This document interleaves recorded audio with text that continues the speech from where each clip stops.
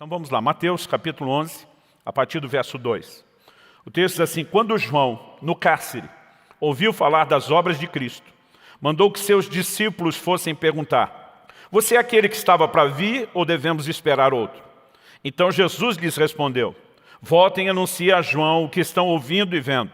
Os cegos vêm, os coxos andam, os leprosos são purificados, os surdos ouvem e os mortos são ressuscitados, e aos pobres está sendo pregado o Evangelho. E bem-aventurado é aquele que não achar em mim motivo de tropeço. Verso 7. Quando os discípulos de João foram embora, Jesus começou a dizer ao povo a respeito de João: o que vocês foram ver no deserto? Um caniço agitado pelo vento? O que vocês foram ver? Um homem vestido de roupas finas? Os que vestem roupas finas moram nos palácios reais. Sim, o que foram ver? Um profeta? Sim, eu lhes digo, e muito mais do que um profeta. Esse é aquele de quem está escrito: eis que eu envio adiante de você o meu mensageiro, que preparará o caminho diante de você. Em verdade lhes digo, entre os nascidos de mulher, não apareceu ninguém maior do que João Batista, mas o menor no reino dos céus é maior do que ele. Enquanto lia esse texto a respeito de João Batista, algo chamou a minha atenção. Em primeiro lugar, foi a fraqueza, a limitação, que a gente poderia chamar aqui da humanidade de João Batista. O mesmo João que um dia aponta para Jesus anunciando: esse é o Cristo, agora está numa verdadeira crise de fé ou de incredulidade. Ele manda, o Evangelho de Lucas diz lá no capítulo 7, no verso 18, que ele mandou 2 discípulos. Os discípulos vieram contar a João tudo que Jesus estava operando. Lucas 7, 17 nos mostra que a notícia do que Jesus fazia se espalhou não só por toda a Judéia, mas por toda aquela região. A notícia chega à prisão de João. Acredita-se que ele estava na fortaleza de Maqueiros. E nesse momento, ele manda que 2 desses discípulos que vão levar as notícias perguntem a Jesus: você é mesmo aquele que havia de vir? E de repente nós temos esse camarada, né, que foi o precursor do ministério de Jesus, apontando, e daqui a pouco eu vou dar detalhes de como ele falou acerca do Cristo de uma forma muito veemente e contundente. Agora ele está em dúvida. Interessante que nós vamos perceber o Senhor tratando com a dúvida dele.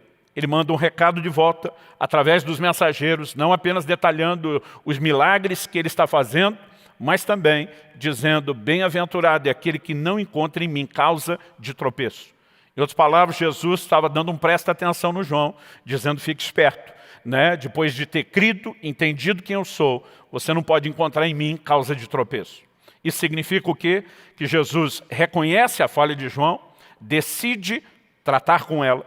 Mas o que me chamou a atenção no texto não foi mera e simplesmente essa primeira parte. É a consideração de Jesus do que eu vou chamar aqui hoje de os 2 lados da moeda. Ele considera o aspecto negativo de uma falha de João, que precisa de conserto, mas ele vira para a multidão e ele começa a falar a respeito de João Batista, colocando ênfase em tudo o que de positivo João tinha. Na verdade, ele não só apresenta que João, além do aspecto falho, também tinha virtudes, cumpriu um propósito divino, mas a maior ênfase foi colocada justamente nesse aspecto positivo. E eu quero, de alguma forma, tentar trazer uma mensagem a você da forma mais resumida antes de detalhá-la aqui. A ênfase, o resumo, a resenha do que eu quero apresentar aqui hoje é que nossos erros precisam ser reconhecidos, até porque, sem ser reconhecidos, eles não serão tratados, mas eles não precisam, nem devem, nos definir. Jesus vira para a multidão e diz: deixa eu dizer para vocês quem é João. Ele acabou de ver a falha de João, ele não vai tocar no assunto da falha. Ele vira para a multidão e diz: não tem ninguém no reino de Deus maior do que João. Em outras palavras, ele está dizendo: eu tenho uma forma de olhar toda peculiar. E o tema da minha mensagem hoje é como Deus nos vê. Entender como Deus nos vê vai nos ajudar como nós devemos olhar para nós mesmos. Vai ajudar-nos a olhar da forma correta para as outras pessoas. Então, com isso em mente, eu queria que você me acompanhasse. Hoje em dia, muitas pessoas estão usando frases aí, quer seja dentro da psicologia, dos treinamentos do coaching, de crenças limitadoras. A verdade é que a Bíblia fala sobre essas coisas há muito tempo.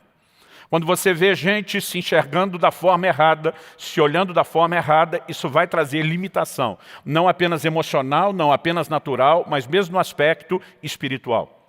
Quando aqueles 10 dos 12 espias enviados por Moisés voltam de espiar a terra, o relato deles para Moisés é: éramos aos nossos olhos como gafanhotos, e assim também éramos aos olhos deles. E porque se viam da forma errada, não puderam entrar na terra prometida. 2 deles não se viam como gafanhotos. Josué e Caleb se levantam e diz: ausentou-se deles a sua segurança. O Senhor é conosco, nós vamos consumi-los como pão. Eles tinham uma forma completamente diferente de olhar não só as circunstâncias, não só o inimigo, mas olharem-se a si mesmos, porque eles entenderam a forma como Deus os via. E eles foram os únicos de uma geração inteira que entraram na terra. Então acredito que o entendimento errado te leva a uma crença errada, e uma crença errada vai sempre te levar para o lugar errado. Mas o entendimento correto vai te levar a uma crença correta, e a crença correta vai te levar para o lugar certo. E eu queria que a gente pudesse trabalhar isso, trazendo um pouquinho mais de fundamento bíblico. Então eu vou dividir essa mensagem em 3 aspectos, né, de uma mesma verdade, se complementam. De um lado, nós vamos analisar a fraqueza humana. Depois, nós vamos falar desses 2 lados da moeda, que também a nossa vida não consiste só de fraquezas e limitações. Mas em terceiro e último lugar, nós vamos mostrar que Deus sempre dá mais ênfase ao aspecto positivo do que ao negativo, e qual é a lição prática que isso deve trazer aos nossos corações. Então vamos falar desse elemento, né, de fraqueza humana. Como dissemos, João Batista preso pela execução do seu ministério e pelo cumprimento do propósito. Ele enfrenta João Batista, né? Jesus vai dizer depois, perguntar para a multidão: o que é que vocês foram ver? Um caniço agitado pelo vento?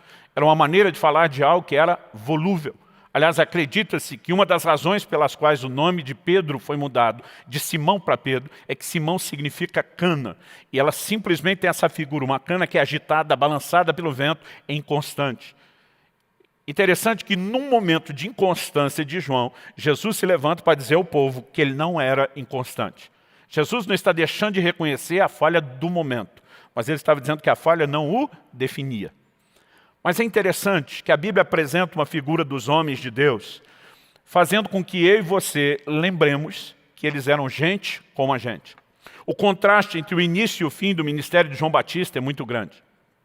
Talvez você não lembre de todos os detalhes de como foi que ele anuncia a vinda do Messias. O Evangelho de João é quem mais provê detalhes em relação a essa mensagem de João Batista, o precursor de Cristo. Mas eu quero ler aqui o Evangelho de João, no capítulo 1, do versículo 29 ao 34, que diz assim: no dia seguinte, vendo que Jesus vinha em sua direção, João disse: eis o Cordeiro de Deus, que tira o pecado do mundo. Este é aquele a respeito de quem eu falava quando disse: depois de mim vem um homem que é mais importante do que eu, porque já existia antes de mim. Eu mesmo não o conhecia, mas vim batizando com água, a fim de que ele fosse manifestado a Israel. E João testemunhou dizendo: eu vi o Espírito descer do céu como pomba e pousar sobre ele. Eu não conhecia. Aquele, porém, que me enviou a batizar com água me disse: aquele sobre quem você vir descer e pousar o Espírito, esse é o que batiza com o Espírito Santo, pois eu mesmo vi e dou testemunho de que ele é o Filho de Deus. Numa época onde muitos estavam naquela ansiedade de saber quem era o Messias. No início do próprio ministério de João Batista, ele começa a produzir uma mobilização tão grande com o batismo de arrependimento que ele praticava, que as autoridades de Jerusalém mandam mensageiros para perguntar: quem é você? Ele responde: não sou o Cristo. Né? A pergunta deles, já entendida por João, e ele dá logo a resposta. Está todo mundo na expectativa de quando se cumprirá a promessa da vinda do Messias. Eu não sou ele. Eu apenas vim como seu precursor. Eu sou apenas uma voz. Ele já estava dando testemunho, está para acontecer. Mas no momento que Cristo entra no cenário e diz: é dele que eu estava falando o tempo todo. Ele diz: o mesmo Deus que me enviou a pregar essa mensagem a vocês tinha me dado um sinal, que eu veria o Espírito descer sobre ele como pomba. Eu vi, eu testifico. Esse é o Filho de Deus. João Batista se levanta, né? E o peso do ministério de João Batista não pode ser esquecido nessa avaliação. Certa ocasião, Jesus foi indagado pelos fariseus e antes de dar a resposta, ele disse: se vocês responderem a minha pergunta, eu respondo a de vocês. A Bíblia diz que Jesus retribui outra pergunta dizendo: o batismo de João era de Deus ou era dos homens? E eles começam a confabular entre eles, diz: se a gente responder que era de Deus, ele vai perguntar por que é que nós não aceitamos. Se a gente responder que era dos homens, nós estamos lascados, que o povo considera profeta e vão se levantar contra nós. Isso nos ajuda a medir a popularidade, a força do ministério de João Batista. O impacto que esse homem teve. No entanto, depois de tudo aquilo, ele começa a entrar, né, no que alguns poderiam classificar aí, né, do ostracismo, do esquecimento. Seus discípulos começam a ficar incomodados. Olha, aquele de quem o Senhor anunciou está batizando mais gente do que você. Ele diz, não convém que ele cresça, que eu diminua. Eu sou só um precursor. É ele que tem que aparecer, é ele que tem que brilhar. No entanto, João Batista, pela sua firmeza de uma mensagem contra o pecado, né, chamando o povo ao arrependimento, ele confronta o rei Herodes, dizendo, não é lícito você casar com a mulher do seu irmão. E isso trouxe a ele um alto preço. João Batista foi preso. Como dissemos, acredita-se, né, que na fortaleza de Maqueiros, hoje território da Jordânia. E não basta apenas ter sido preso. Dentro de não muito tempo, João seria sentenciado à morte. Esse homem, com certeza, está cheio de dúvidas. É muito difícil a gente tentar ser claro a respeito daquilo que a Bíblia não foi. No entanto, quando nós olhamos para alguém que tinha uma estrutura parecida com a minha, parecia com a sua, dá para entender que ele tinha dúvidas. Tiago, capítulo 5, versículo 17, fala a respeito de Elias, dizendo, Elias era homem semelhante a nós, sujeito aos mesmos sentimentos. Em outras palavras, quando a Bíblia mostra que ele tinha altos e baixos, é apenas para nos informar que, como diziam os antigos, ele era farinha do mesmo saco, gente como a gente como eu e você. Um camarada que uma hora faz descer fogo dos céus e vê a nação cair de joelhos gritando só o Senhor é Deus, o que normalmente eu classifico como um dos maiores cenários de avivamento que você encontra no Velho Testamento. Mas depois vai se enfiar numa caverna e já no caminho do deserto, antes de chegar na caverna, está dizendo para Deus, melhor me é morrer do que viver. Um camarada num nível de frustração profunda a ponto de dizer diante de Deus, eu não sou melhor do que meus pais. Embora eu não consigo ter nenhuma informação do que seus pais tenham feito. Elias é um dos maiores vultos do Velho Testamento, junto com Moisés, são considerados os maiores vultos do Velho Testamento, mas ele tem lá os seus motivos para estar tão frustrado a ponto de desistir do ministério e desistir da vida. O livro de Jeremias, outro que tem chamado muito minha atenção nessa semana, na nossa leitura aí dos 100 dias na palavra, no capítulo 20, nos versículos 7 e 8, Jeremias diz assim para Deus, tu me persuadiste, Senhor, e eu fui persuadido. Foste mais forte que eu e prevaleceste. Em outras palavras, está dizendo, o Senhor me convenceu a ir para o ministério, a anunciar a sua palavra, e eu acreditei em você. Resultado, ele diz, sou motivo de riso o dia inteiro. Todos zombam de mim, porque sempre que falo tenho que gritar e clamar violência e destruição. Por causa da palavra do Senhor, sou objeto de deboche e de zombaria o tempo todo. A crise de Jeremias chega a tal ponto que nos versículos 14 a 18 de Jeremias 20, você vai ver ele amaldiçoando o dia em que nasceu e chegando ao ponto de desejar a morte, usando para isso uma alegoria. Eu quisera ser um aborto que sequer saísse do ventre da mãe. Pastor, isso era gente do Velho Testamento, que não tinha o Espírito Santo como agente. Bom, João Batista, que mencionamos e está em crise, foi cheio do Espírito Santo desde o ventre da mãe. O apóstolo Paulo, um homem cheio do Espírito Santo, nascido de novo, diz em 2 Coríntios, capítulo 1, versículo 8, não queremos, irmãos, que vocês ignorem a natureza das tribulações que nos sobrevieram quando nós estivemos na Ásia. Ele diz a ponto de desesperar da própria vida. Um gigante da fé como aquele, dizer, eu desesperei da própria vida. Isso significa o quê? Que Deus o tempo todo quer lembrar a mim e a você da nossa fragilidade, da nossa humanidade, da nossa carnalidade e de quão limitados nós somos. Eu fico tentando imaginar o que passava na cabeça de João Batista. Essa semana, tentando refletir sobre o assunto, fui consultar muitos materiais de referência. É interessante como a maioria deles tenta especular, né, a respeito do que levou João Batista a essa crise, a esse lugar de dúvida. Entre esses, me chamou a atenção o material do pastor Hernandes Dias Lopes, no seu comentário expositivo do Novo Testamento. Ele elenca 4 possibilidades. Todas elas, acredito, serem muito prováveis, pela lógica, não podemos, né, simplesmente ser categórico e dizer aconteceu, mas faz muito sentido quando você considera todos os elementos aí da natureza humana. Dentro dessas 4 possibilidades, ele apresenta a primeira, os questionamentos, possíveis questionamentos de João. Como conciliar as maravilhas que Jesus opera com a dolorosa situação que o atinge? Ele está na cadeia. A situação dele não é nada boa. Ele foi o precursor de Cristo. Cristo está fazendo coisas extraordinárias pelos outros, mas não parece estar fazendo em favor dele. Se você ainda não teve esse tipo de crise, pode ter certeza que é uma questão de tempo, ela vai acontecer. Há momentos onde a gente está vendo, reconhecendo, Deus faz, mas parece que é para os outros, não é para mim. A segunda coisa que ele destaca é como conciliar o silêncio de Jesus com a urgente necessidade do seu precursor. Mesmo deixando de lado que Jesus ou Deus não tem intervido de uma forma direta, Jesus não parece ter se levantado em sua defesa, não parece ter falado a respeito de nada em relação ao assunto, e de alguma forma existe alguma coisa incomodando João. Eu estou aqui esquecido. Outra possibilidade, como conciliar a não intervenção de Jesus com a mensagem de juízo que ele anunciara sobre o Messias.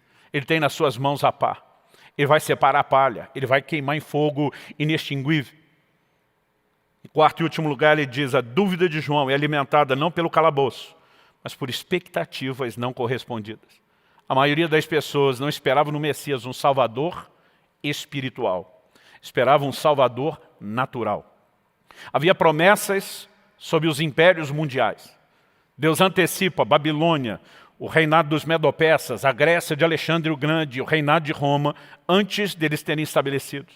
O Senhor mostra na visão de Daniel 2, daquela estátua com a qual Nabucodonosor sonhou, que haveriam 4 impérios. Mas nos dias do 4º império haveria uma intervenção. A Bíblia diz que uma pedra cortada sem auxílio de mãos atinge a estátua nos pés. Cada mudança de metal, a cabeça de ouro, o peito e os braços de prata, o ventre de bronze, depois as pernas e os pés de ferro. Cada mudança de metal na estátua indicava uma mudança de reino. Como a pedra atingia a estátua nos pés, acreditava-se que o Messias viria nos dias do 4º império. Eles estão vivendo os dias do 4º império. A ansiedade sobre a manifestação do Messias, ela é visível, em relação a todo mundo. A própria mensagem de Jesus, ele se levanta dizendo, o tempo está cumprido e é chegado o reino de Deus. É nesse ambiente de expectativas que todo mundo está imaginando, ele vai destronar os romanos. Eles não apenas imaginavam que o Messias os libertaria do jugo desses impérios, mas eles acreditariam que eles assumiriam esse lugar de reinado. É por isso que você vai ver os discípulos dizendo para Jesus, quando o Senhor se assentar no trono da sua glória, eles não estavam pensando num trono espiritual. Tiago e João têm a ajuda de sua mãe, que vai interceder para Jesus. Permite que meus filhos se assentem, um à sua direita, outro à sua esquerda. O que ela estava dizendo? Deixa um ser ministro da fazenda, o outro do planejamento. Deixa a faca e o queijo na mão da família. E de alguma forma Jesus não fez nenhum movimento nesse sentido. Não está estabelecendo o nível de juízo que eles esperam.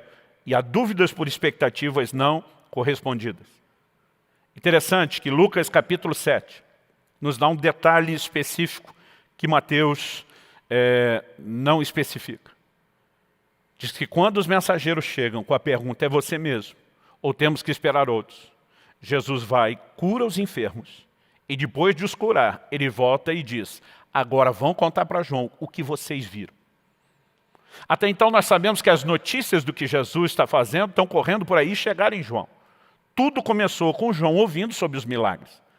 Mas agora Jesus opera os milagres na frente desses 2 discípulos. E diz, volte contar para ele. Volte anunciar para ele que os cegos vêm, os coxos andam, os leprosos são purificados, os surdos ouvem, os mortos são ressuscitados e aos pobres está sendo pregado o Evangelho. Todos esses também eram sinais ligados às profecias a respeito do Messias. É como se Jesus estivesse tentando ajustar o foco e dizendo, você não viu aquela outra parte que estava esperando, mas essa que também foi anunciada e prometida já está se cumprindo. E é nesse momento que Jesus presta atenção em João, através de seus discípulos. E bem-aventurado é aquele que não se escandaliza, que não acha em mim causa ou motivo de tropeço. Nesse momento nós temos um desenho da fragilidade de João, que faz com que eu e você lembremos da nossa. Mas o ponto interessante é que, embora Jesus não possa ignorar isso, ele não vai enxergar só isso. Quando os discípulos saem, Alguns acreditam que Jesus vai falar de João daquele jeito depois para justificar uma exposição de João causada pelos próprios discípulos. Eu, particularmente, não creio que toda a conversa de Jesus era feita em público. Eu, particularmente, acredito que eles fizeram uma pergunta. Jesus opera milagre. Jesus volta para eles, responde a pergunta e diz, vai para João. Quando eles vão embora, agora Jesus se vira para a multidão. E a minha leitura sobre esse episódio é, deixa eu falar para vocês quem é João. Versículo 7 diz que foi depois que eles foram embora. Então ele começa a dizer, o que é que vocês saíram a ver? Um caniço agitado pelo vento, alguém constante? Jesus diz, não. A primeira afirmação de Jesus me parece ser, o que eu vi nesse momento, no comportamento de João, não faz com que eu defina. Alguém diz que você não pode avaliar um time por uma única partida. Tem que ser por todo o campeonato. Jesus está agindo de uma forma parecida. Um time pode ter jogado muito bem uma partida e jogar ruim todo o restante do campeonato. Ou o contrário, ele pode ter jogado muito mal a partida e ter um alto desempenho, uma alta performance no restante do campeonato. Então, normalmente, a gente diz, você não vai avaliar o time por uma partida. Naquele momento, Jesus está dizendo mais ou menos o seguinte, eu vi a partida ruim, mas isso não define o time. Eu sei quem é esse time. E ele começa agora a trazer um destaque sobre João. Ele diz, vocês acham que ele é um profeta? Ele está num patamar superior. Dentre os nascidos de mulher, não há ninguém maior do que João Batista. Ele é o cumprimento da profecia de Isaías, de alguém que iria à minha frente. E agora Jesus começa a exaltar todas as virtudes que deveriam ser exaltadas a respeito de João Batista. Isso significa o quê? Que ele vai levar em conta os dois lados da moeda. E não vai ignorar as nossas falhas e limitações. Até porque, se ele não as reconhece, se ele não botar o dedo na ferida, se não nos ajudar a enxergar, nós não podemos ser tratados e não iremos crescer, não haverá aperfeiçoamento. Mas, de uma maneira muito precisa, o posicionamento de Jesus é dizer, mas João não é só isso. Então, olhar para essa declaração, mesmo depois da exortação, bem-aventurado aquele que não acha em mim causa de tropeço, o que me ensina que ele não ignora nossas falhas, ele também não quer que a gente ignore. Porque, gente, não é fácil enxergar as nossas falhas. Jesus disse que a gente tem a capacidade de enxergar o cisco no olho do irmão, mas não vê a trave no nosso. Então, o nosso problema não é enxergar a falha, porque se eu vejo o cisco no olho do meu irmão de longe, um errozinho à distância, significa que o meu problema não é ver erro, o meu problema é enxergar os meus. Salmo 19, 12 tem uma oração, e nela o salmista diz, quem pode discernir os seus próprios erros? Ele chega ao ponto de orar para Deus, purifica-me tudo os que me são ocultos. Ele está dizendo, eu não dou conta de enxergar todas as minhas mancadas. E até por isso, de vez em quando, Deus precisa permitir que essa nossa limitação e essas fraquezas venham à tona. Se elas não vierem à tona, se elas não surgirem, se a gente não for confrontado por elas, não haverá crescimento, não haverá tratamento. Eu me lembro de 26 anos atrás, uma mensagem que eu ouvi do pastor Francisco. Estávamos iniciando um trabalho lá em Guarapuava. Ele estava conosco, era uma reunião pequena, dentro de uma casa. Enchemos de gente em tudo quanto é cômodo que desse para ouvi-lo, mas era uma reunião menor. Eu me lembro do Francisco, com aquele jeito específico dele, né? Começando a mensagem, ele diz, o tema da minha mensagem hoje é, qual foi a última vez que o galo cantou na sua vida? Foi um dos temas mais incomuns de mensagem que eu tinha ouvido. Eu imaginei, falei, ele vai falar de Pedro, do canto de galo na vida de Pedro, que não tem outra passagem, de fato foi o que ele fez. Mas ele mexe no fato de que Jesus, na última ceia, quando anuncia aos discípulos que um iria traí-lo, Pedro se levanta para fazer promessas. João capítulo 13, versos 37 e 38, nos informa o seguinte, Pedro diz, Senhor, por que não posso segui-lo agora? Darei a minha vida pelo Senhor. Jesus respondeu, você dará a sua vida por mim?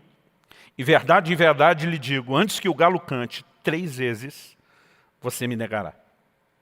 Jesus está dizendo, daqui a pouco, Pedro, você vai entrar em contato com a sua humanidade, com a sua fragilidade. Pedro, nem você se enxerga.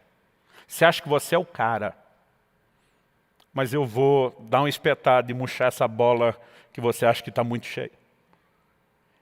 Era como se Jesus estivesse dizendo, eu vou denunciar você para você mesmo. Eu vou te colocar em contato com a limitação que você não está enxergando, para que você descubra quem de fato você é. Segundo Francisco, naquele dia, ele diz: o cantar do galo é um alarme de Deus na nossa vida, para nos lembrar que a gente não é tudo aquilo que a gente acha que é.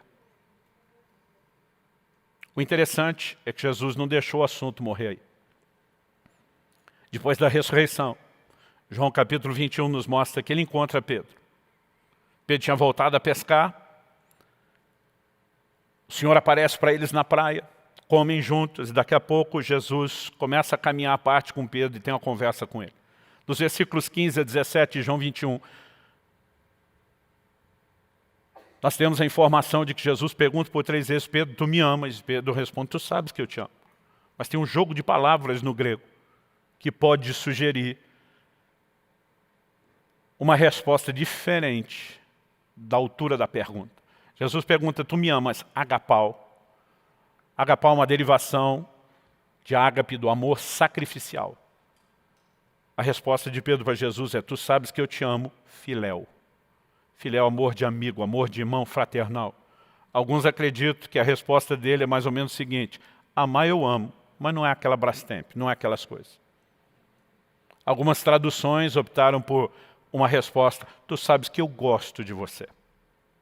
Em outras palavras, Pedro está dizendo: eu achava que era o cara, que eu estava pronto para morrer pelo Senhor, e descobri que eu não estou com essa bola toda.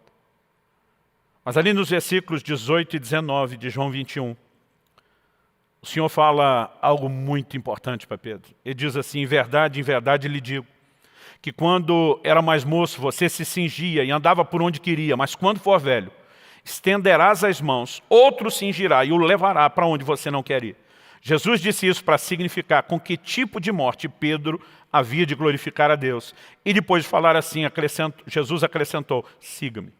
Olhe para cá um pouco. Estenderás as mãos. A Bíblia diz que Jesus dá esse sinal para dizer com que tipo de morte Pedro iria glorificar a Deus. Morte por crucificação. Quando eu era garoto e lia a Bíblia, eu achava que só Jesus e aqueles 2 bandidos em toda a história da humanidade tinham sido crucificados. Demorou para eu entender, estudando a história, que o Império Romano crucificou incontáveis milhares de pessoas. Era uma das formas mais comuns de execução naqueles dias. Então Jesus está anunciando que Pedro vai morrer, e isso é uma boa notícia, pastor Luciano? É, porque Pedro tinha dito: eu estou pronto para morrer por você. Na primeira chance fugiu, provou que não estava. Agora Jesus está olhando para Pedro e dizendo: Pedro, quando eu olho para você, eu não enxergo a falha do seu passado. Eu não enxergo a limitação do seu presente, onde hoje você reconhece que não me ama como achava que amava. Eu olho para o seu futuro e eu vejo que você vai se tornar alguém que vai estar disposto a entregar a sua vida por mim. Em outras palavras, ele estava dizendo: você vai ter uma segunda chance. E nela, você vai provar que cresceu, que amadureceu, que alcançou esse nível e esse lugar. O que é que Jesus está dizendo? Pedro, eu não vou definir você pelo fracasso do passado. Eu não vou definir você pela limitação do presente. Eu estou de olho aonde você vai chegar. E sabe, ele não apenas consegue olhar os 2 lados da moeda, mas na verdade eu diria que ele consegue botar muito mais ênfase no aspecto positivo do que no aspecto negativo. João Batista era fraco ou forte? Os 2. Deus não ignorava a dúvida e o momento difícil que ele estava enfrentando no cárcere. Jesus tomou conhecimento disso. A diferença é que ele não decide defini-lo por aquilo. Então nós podemos dizer, diante da pergunta se João Batista era fraco ou forte, os 2. E tinha seus momentos de fraqueza. Mas ele também tinha os seus momentos de força. E Jesus não só está olhando e dizendo: esse camarada tem as 2 coisas. A maior ênfase é colocada no aspecto positivo. Isso vai nos levar ao nosso terceiro ponto. O primeiro é reconhecer a fragilidade dele. O segundo é entender que Deus olha os 2 lados da moeda. Ele não vê só o aspecto negativo. Mas mais do que só dizer, ele olha as 2 coisas. Eu quero, em terceiro e último lugar, destacar onde a ênfase maior é colocada. E eu quero te dizer que isso não diz respeito só à forma como Deus olha para pessoas. E obviamente, se Ele nos olha dessa forma, Ele tem uma expectativa de que eu e você possamos seguir o seu padrão. Mas Ele também nos orienta a trabalhar assim em relação às circunstâncias. Quando se fala do Evangelho, você não vai encontrar lugar nenhum na Bíblia Deus né, de alguma forma maquiando as coisas e tentando apresentar um evangelho como se fosse só alegria, sem nenhum tipo de problema. Em João 16, 33, Jesus claramente diz, no mundo tereis aflições. Ele está dizendo, vocês vão enfrentar uns apertos. Mas ele diz, mas tenham bom ânimo. Senhor, é para ter bom ânimo por causa das aflições? Não, não é por causa, é apesar delas. Vai ter aflições, mas a vida cristã não é definida só por aflições. E vocês não podem colocar o foco só no aspecto negativo. Em Romanos 8, 18, Paulo diz, eu tenho por certo que as aflições desse tempo presente não podem se comparar com a glória que em nós há de ser manifesta. Então a Bíblia não ignora a realidade das aflições, mas o tempo todo ela está dizendo, não dê moral demais para elas. Não supervalorize. E 2 Coríntios 4, no versículo 17, Paulo diz, porque a leve e momentânea tribulação. Ele começa usando esse termo, leve e momentânea tribulação. Não pode se comparar com o eterno peso de glória. Então pega essa ideia leve de um lado, pesado do outro. E você vai entender que Paulo está apresentando aqui uma figura, uma alegoria da balança romana. Aqueles dois pratos que precisavam se equilibrar. Aliás, a gente fala da balança romana, mas quando era garoto e ia com a mamãe à feira, ainda havia esse tipo de balança. Não só dos pratos, mas muitas vezes aquele peso padrão sendo definido e depois o que se comprava, fosse cereal, algum legume, né, sendo colocado até que se equilibrasse. O que ele está dizendo é que tribulação é leve, mas a glória tem peso. Ele está dizendo que quando você bota as duas coisas na balança, a glória pesa muito mais. Em outras palavras, ele está dizendo, nós não vamos fingir que não tem tribulação, mas nós não vamos dar muito valor. Ela nunca terá o mesmo peso que a glória. Então o mesmo Deus que trata dessa maneira com as circunstâncias, Ele trata comigo e com você, e com aquilo que eu e você poderíamos chamar dos aspectos negativos e positivos da nossa vida. Jesus coloca ênfase no todo da vida de João Batista, não naquele momento de dúvida. Interessante que se a gente falar só de João Batista, a gente não poderia estabelecer ou definir aqui uma doutrina. A Bíblia diz que é por boca de 2 ou 3 testemunhas se estabelecem toda a questão. É por isso que a gente sempre precisa de mais textos para dar respaldo a qualquer afirmação. Mas vamos olhar, por exemplo, para a vida de Davi. Muitas páginas da Bíblia foram dedicadas à vida de Davi, sem contar os salmos e os escritos do próprio Davi. A Bíblia não ignora, não esconde o pecado de Davi. A maioria de nós fala do pecado de Davi apenas como se fosse o adultério com Batseba. O adultério foi só o começo de algo que ganhou contornos bem mais horrendos do que o adultério inicial. A maioria de nós esquece a execução de Urias, o homicídio praticado. Mas sabe o que é interessante? Apesar da Bíblia não esconder isso e apresentar essa história, a ênfase a respeito de Davi nunca é colocada no seu pecado. 1 Reis, capítulo 15, verso 5, diz assim, porque Davi fez o que era reto aos olhos do Senhor, e não se desviou em nada daquilo que o Senhor lhe havia ordenado em todos os dias da sua vida, a não ser, no caso de Urias, o Eteu.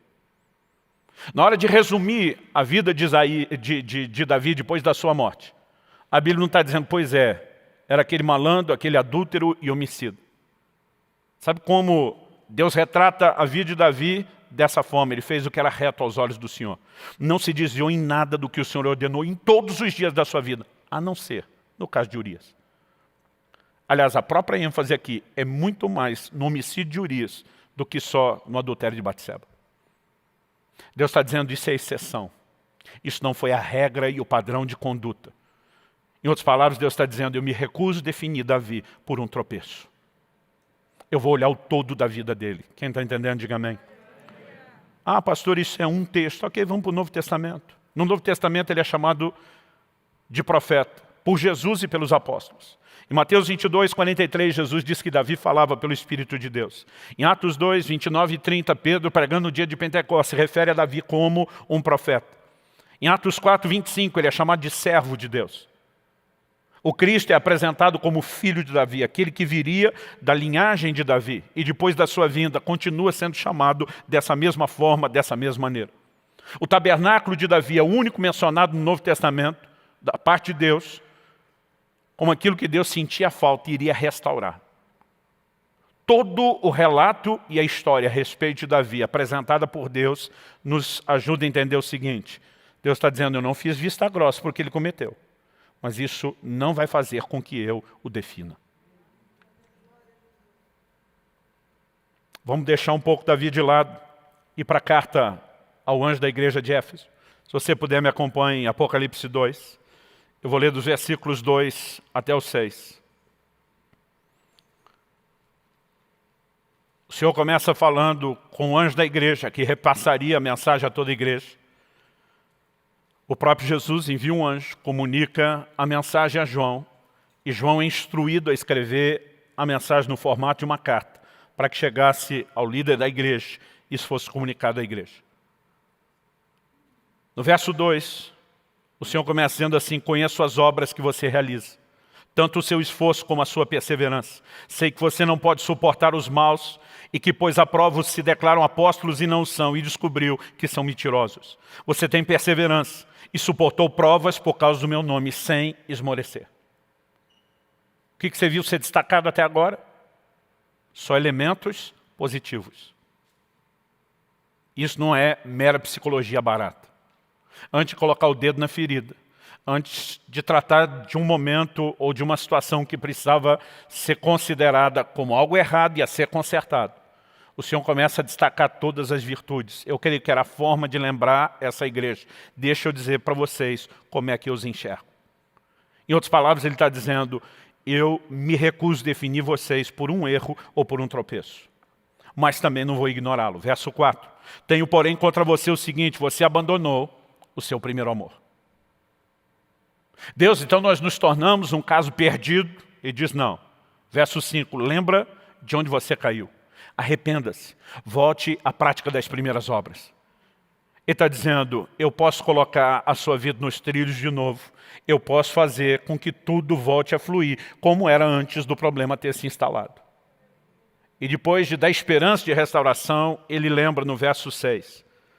Primeiro ele diz, se você não arrepender, vai ficar ruim para o seu lado, eu vou tirar o seu candeeiro. O candeeiro era uma figura da igreja, e Deus está falando para o anjo da igreja, o ministério que eu te confiei, eu tiro, eu pego de volta. Mas no verso 6 ele diz, mas você tem a seu favor o fato de que odeias as obras dos nicolaítas, as quais eu também odeio.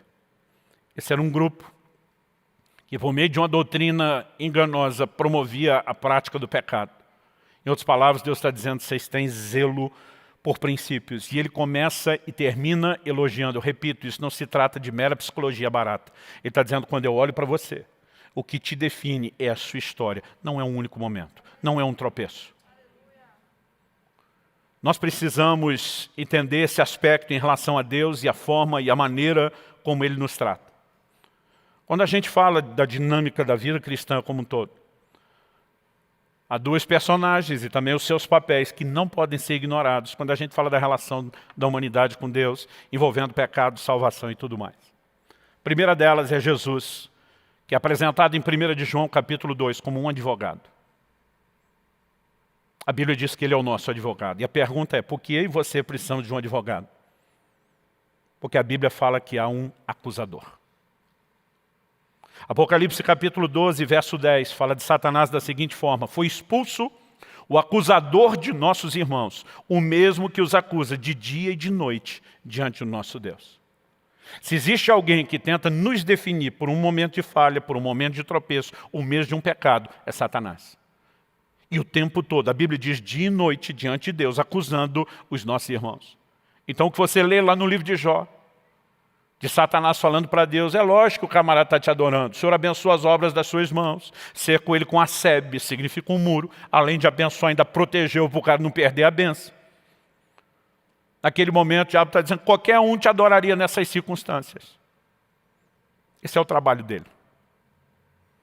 E quando eu e você vivemos só para apontar o dedo. Não estou dizendo que quando alguém erra, não deva ser corrigido, exortado, ou ter a sua atenção chamada. Mas quando a gente só enxerga isso nas pessoas, nós estamos jogando no time errado. Se há um acusador, por outro lado há um advogado. 1 de João 2, eu vou ler do versículo 1 a 3 para a gente ter a visão completa. Ele diz assim, meus filhinhos, escrevo-lhes essas coisas para que vocês não pequem. Antes dele falar do advogado, ele começa dizendo, a ideia é não pecar.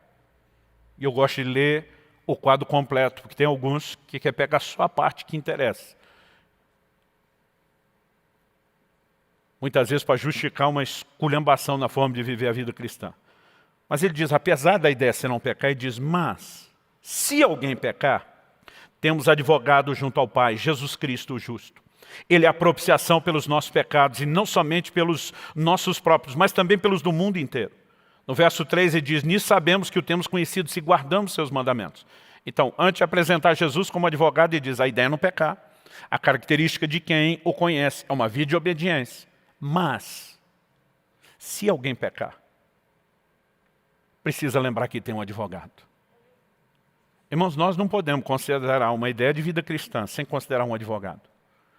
O livro de Hebreus nos mostra qual é o ministério atual de Jesus.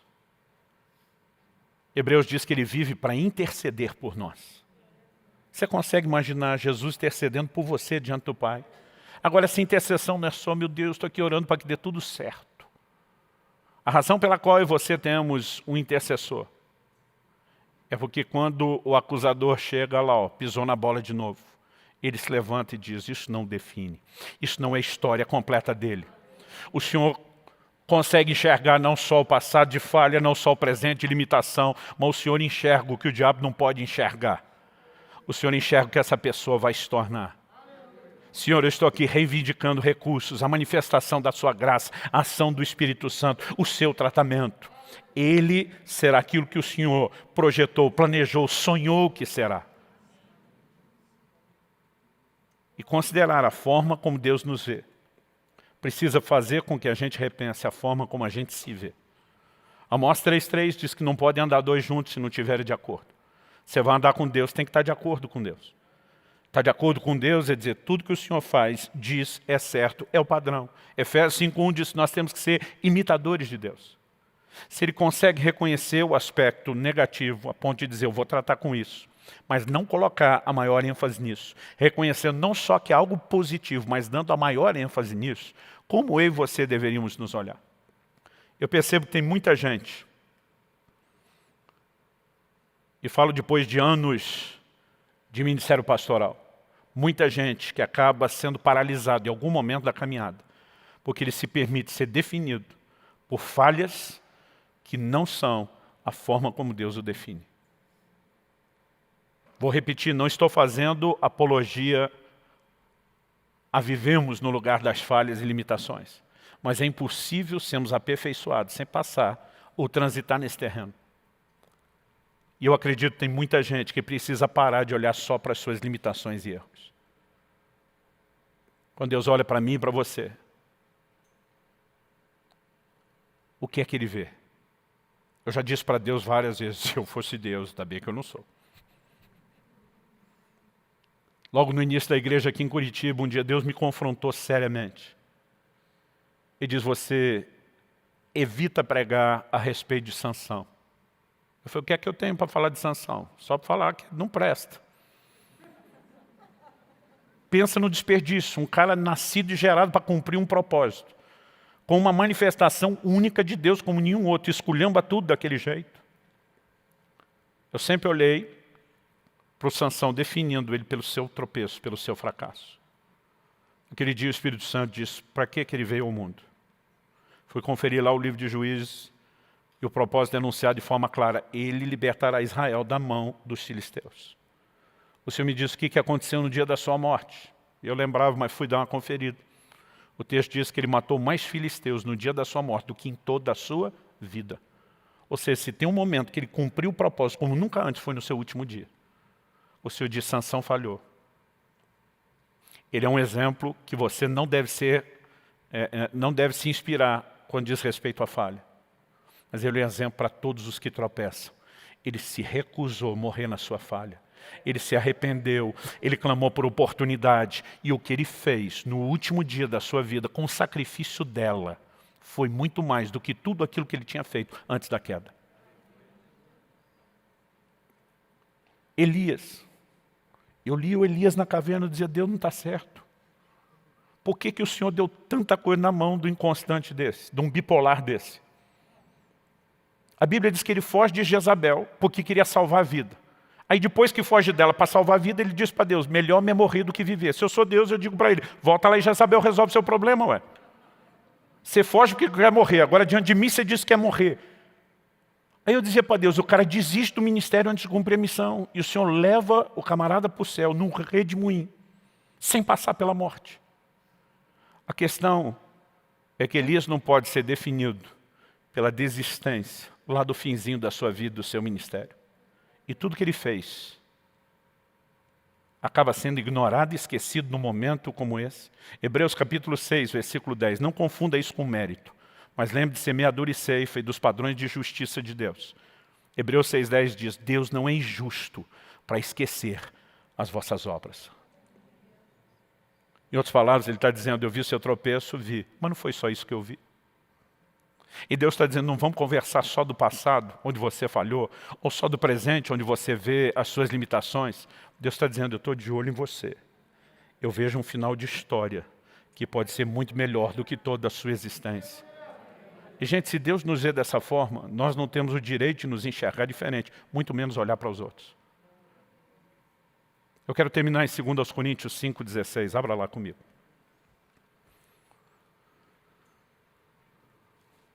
O apóstolo Paulo faz uma afirmação importantíssima quando a questão é relacionamento. Ele diz em 2 Coríntios 5,16, assim que nós, daqui por diante, a ninguém conhecemos segundo a carne. Ele diz, se antes conhecemos a Cristo segundo a carne, já agora não o conhecemos desse modo. Então, primeiro ele está falando no geral, a ninguém conhecemos segundo a carne. Ele diz, se antes conhecemos Cristo segundo a carne, isso faz com que alguns levante o questionamento. Disse Paulo, apesar de novo, no ministério de Jesus, já não tinha ainda que a distância, um certo conhecimento de quem ele era. Ele está dizendo, se antes o conhecemos segundo a carne, já não o conhecemos desse modo. O que Paulo está dizendo? Mesmo aqueles que andaram perto do Senhor, que tiveram o privilégio de vê-lo em pessoa, de ver a operação dos seus milagres, de ouvir os seus ensinos, nenhum de nós já o conhece assim. Porque a versão dele segundo a carne era uma versão limitada dele.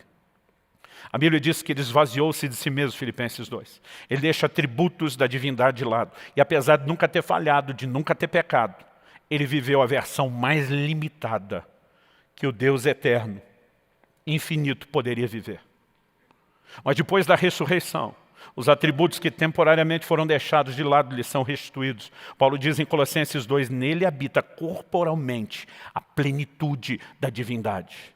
Então ele está dizendo, por mais poderoso tenha sido o seu ministério, nenhum de nós olha mais para aquela limitação.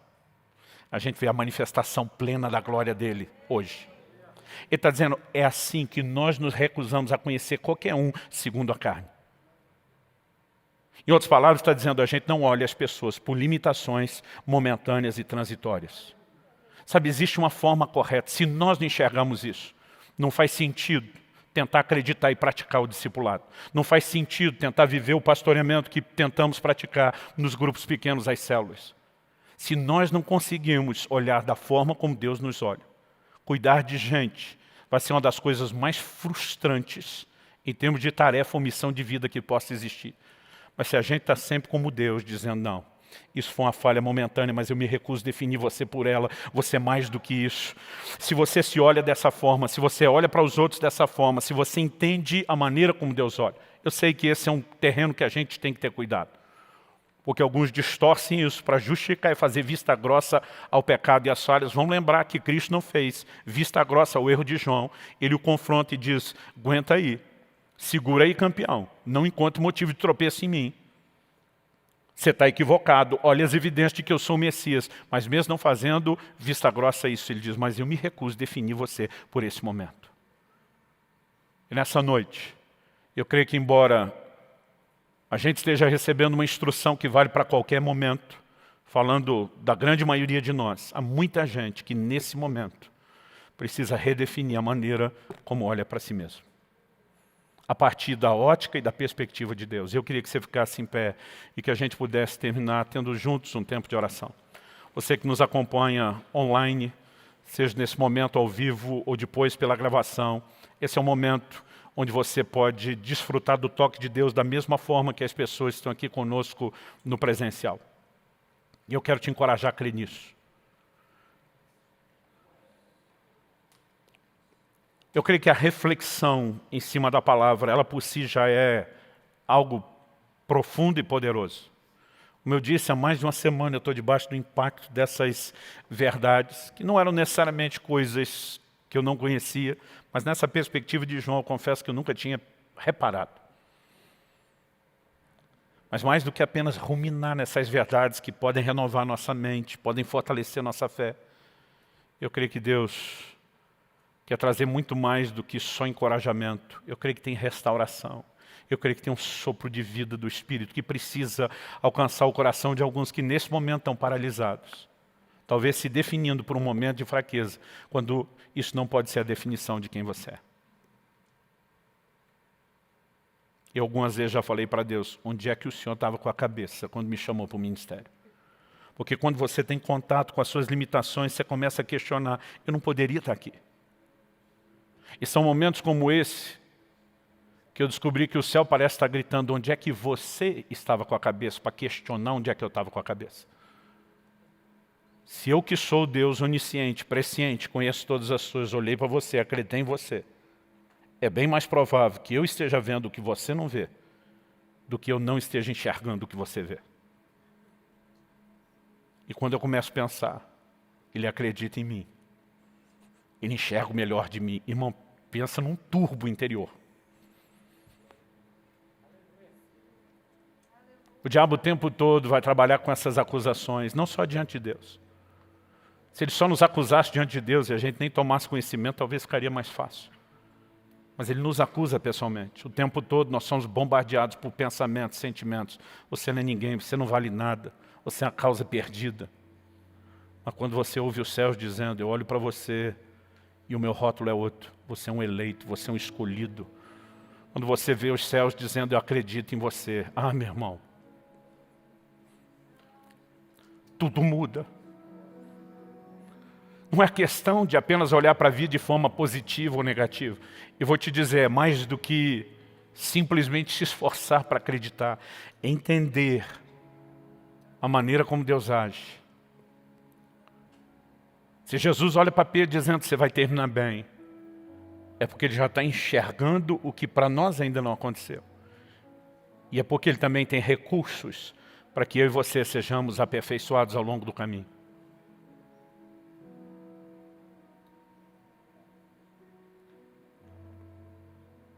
Poucas coisas me emocionam tanto como quando eu entro nesse lugar, não apenas de um assentimento mental aqui, mas de revelação, de entender o quanto Deus acredita em nós. Como Ele consegue não apenas colocar o olho em algo que deveria ter mais peso, mas chamar nossa atenção para olhar da mesma forma. Como eu disse, isso não é apenas a maneira de nós nos olharmos, deveria ser a maneira de olharmos os outros, de olharmos as circunstâncias.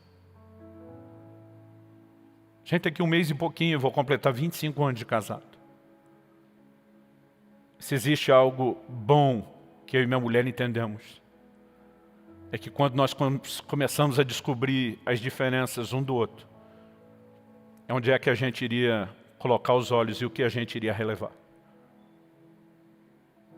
É quando você olha para alguém imperfeito, e você diz, eu recuso definir você por essa pequena imperfeição. Você é muito mais do que isso.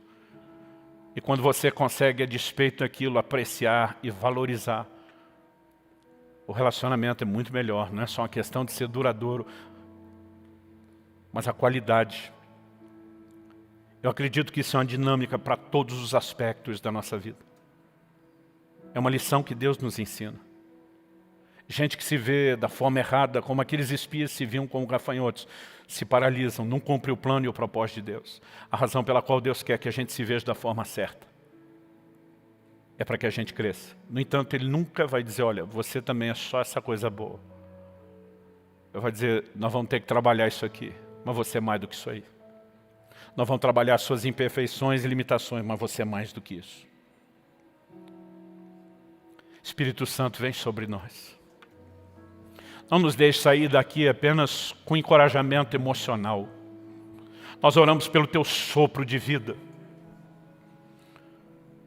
Daquela mesma forma que Ezequiel viu o fôlego de vida, o Espírito de Deus soprando sobre aquele vale de ossos secos. Pai, nós oramos que seja assim na vida de muitos, onde talvez a morte esteja se instalando, os sonhos tenham sido completamente dissipados e roubados, onde alguns se definiram a ponto de dizer para mim, Deus, cessou, eu não avanço mais. Eu oro por uma nova perspectiva, por uma nova visão, trazida pelo alto, Senhor. Se for mera persuasão, convencimento intelectual, emocional, isso não se sustentará. Não vai durar, mas quando o Senhor sopra, quando o Senhor traz revelação, isso é completamente diferente. Nós oramos e clamamos por isso agora em nome do Senhor Jesus. Oramos também por aqueles que talvez não estejam totalmente paralisados, mas vêm sentindo, ó Deus, o peso, a dificuldade de se mover no cumprimento do propósito. Tem se definido de forma equivocada, ou aceitado as definições que outros estão impondo ao mesmo reino das trevas. Pai, nós oramos por uma reviravolta, por uma mudança completa desse cenário interior que tem repercussões do lado de fora, no exterior. Toca as nossas vidas, nós clamamos em nome de Jesus. Oramos não apenas que a verdade da Tua Palavra resplandeça dentro de nós, oramos pela capacidade de corresponder corretamente ao Senhor. Nós clamamos em nome de Jesus. Em nome de Jesus.